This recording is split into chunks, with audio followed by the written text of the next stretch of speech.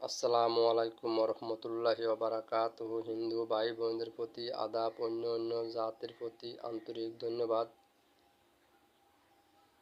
আমি আজকে আপনাদের মাঝে আরেকটা উপদেশ নিয়ে আসছি। সেই উপদেশটা হচ্ছে, আমার সেই তদবিরটা হচ্ছে, এখন আজকাল দেখতে আসছি আমার মা ও বোনেদের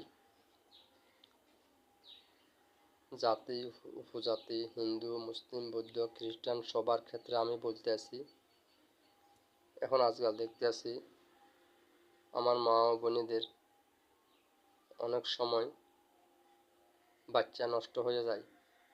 কারো কারো 3 মাস, 2 মাস, 4 মাস, 5 মাস এরকম গর্ভে থাকে। গর্ভে থাকার পরে এরপরে বাচ্চা অটোমেটিক ফুটে যায়।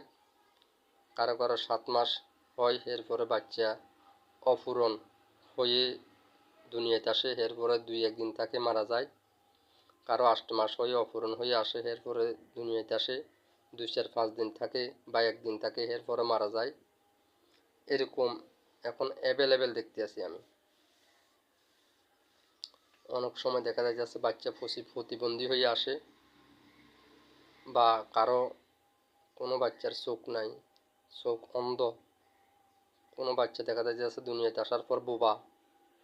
কোনো বাচ্চার হাত নাই, বাচ্চার পা নাই, প্রতিবন্ধী, এলোমেলো হইয়া হাঁটা চলাফেরা করে, ঠিকমতো কেউ কোনো কথা বলতে পারে না।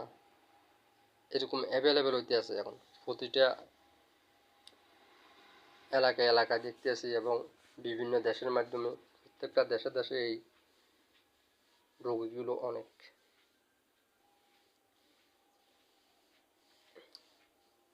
তো এই রোগীগুলো অনেক, যে এখন যার একটা হাত নাই সে বলতে পারে যে তার জন্য হাতটা কত প্রয়োজন ছিল, কত যে কষ্ট। যার একটা পা নাই সে বুঝতে পারে দুনিয়াদারি তার জন্য কত কষ্ট। যার চোখ নাই সে বুঝতে পারে চোখ কি জিনিস। কোনো আপনজন মানুষকে দেখতে পায় না কাছে। অনেক ক্ষেত্রে দেখা যাচ্ছে বাচ্চাদের দুটোটা চোখ অন্ধ। তো মা বাবা, ভাই বোন, আত্মীয় স্বজন কাউরে দেখতে পায় না।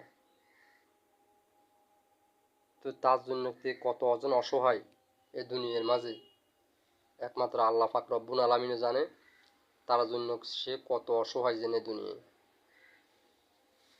তো এরকম প্রতিবন্ধী অ্যাভেলেবেল দেখতে আছি প্রতিটা ক্ষেত্রে, প্রতিটা ঘরে ঘরে এরকম এখন প্রতিবন্ধীর পরিস্থিতি বেশি অঙ্ক